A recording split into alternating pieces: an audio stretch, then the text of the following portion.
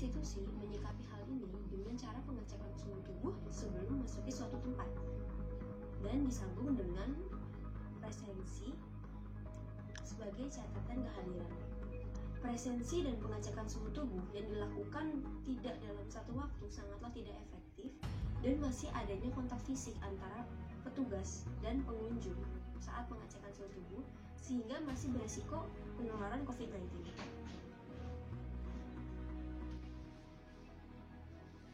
Pada zaman ini, presensi seharusnya sudah menggunakan database otomatis dengan menerapkan Internet of Things atau IoT.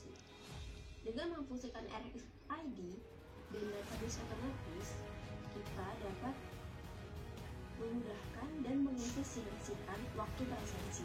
Jika ditambah dengan sensor suhu, kita dapat dua manfaat sekaligus, yaitu presensi lebih mudah dan cepat, tetapi tetap menerapkan protokol kesehatan.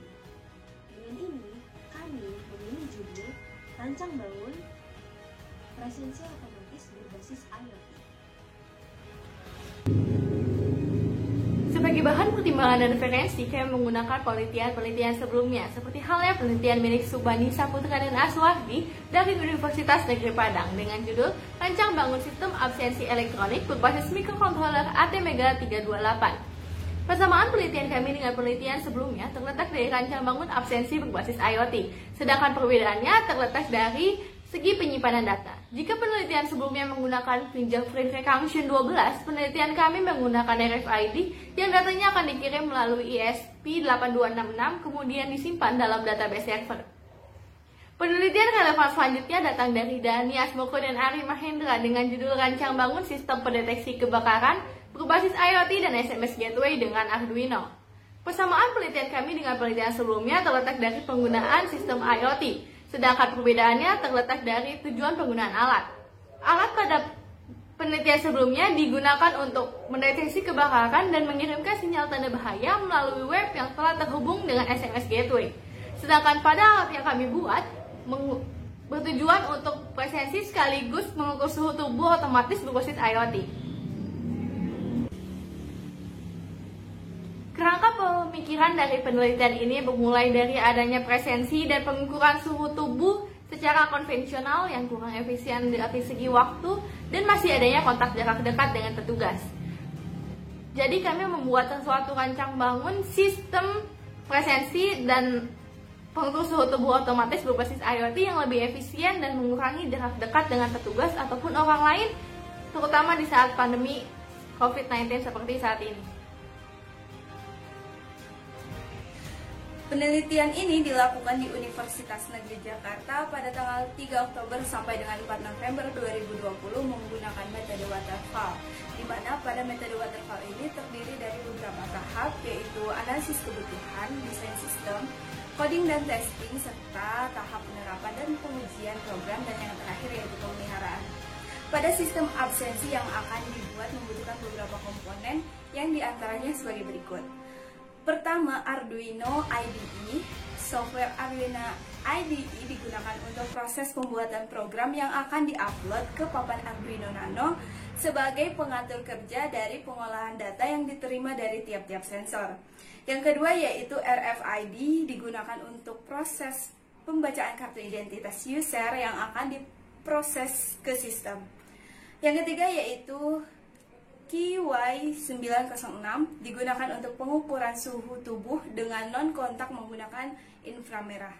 Yang keempat yaitu Node MCU ESPB8266, digunakan untuk menghubungkan perangkat ke jaringan internet agar dapat mengirimkan data ke database. Yang kelima yaitu layar LCD 16x2, digunakan untuk menampilkan informasi kepada user tentang data yang diproses. Keenam yaitu breadboard, digunakan untuk membuat rangkaian elektronik sementara untuk tujuan uji coba prototipe tanpa harus menyolder. Ketujuh yaitu MySQL database, digunakan untuk menyimpan data-data user yang diinput dari sistem serta dapat menggunakan data dari ancaman kehilangan data. Kita akan melakukan penelitian berdasarkan prosedur yang telah direncanakan. Adapun prosedurnya yaitu yang pertama mempersiapkan bahannya, kemudian merancang alatnya, kemudian membuat program yang akan diimplementasikan ke alatnya. Selanjutnya akan memproses atau menguji apakah RFID dan sensor KITY906 ini berfungsi atau tidak. Apabila tidak, maka kita harus mengecek ulang untuk merancang alatnya kembali.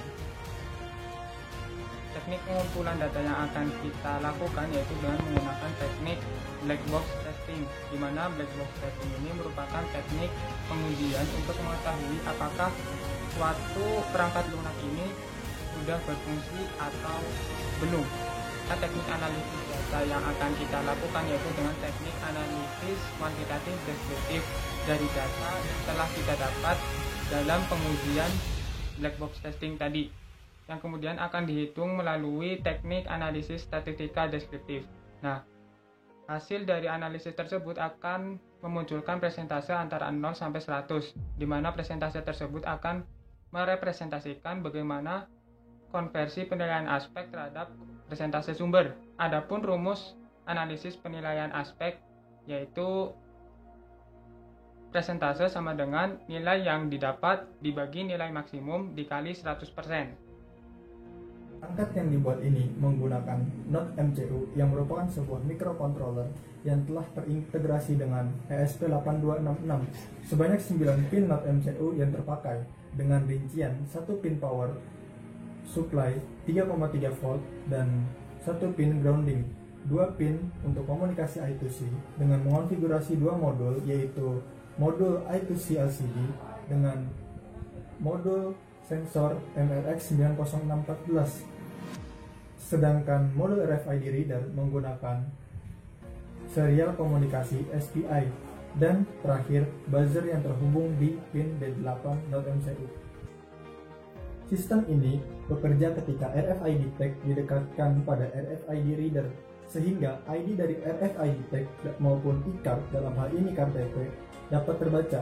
ID yang terbaca merupakan susunan kode yang nantinya akan diterima oleh Node MCU dan langsung dikirim oleh ESP8266 yang telah terintegrasi sebelumnya oleh Node MCU kepada web server. Sistem akan memberi izin kepada kartu yang ID-nya telah tersimpan di flash memory system. Oleh karena itu, kartu baru yang belum tersimpan dalam flash memory ID-nya akan ditolak dan harus diinput terlebih dahulu ID-nya dalam script coding. Setelah kartu terbaca, maka dahi dari objek harus didekatkan dengan sensor MRX90614 sampai data muncul di LCD. Dengan demikian, otomatis data juga akan dikirim ke database. Apabila suhu objek, dalam hal ini manusia, melebihi ambang batas yang telah ditetapkan sebagai indikasi seseorang mengalami demam, maka buzzer akan berbunyi.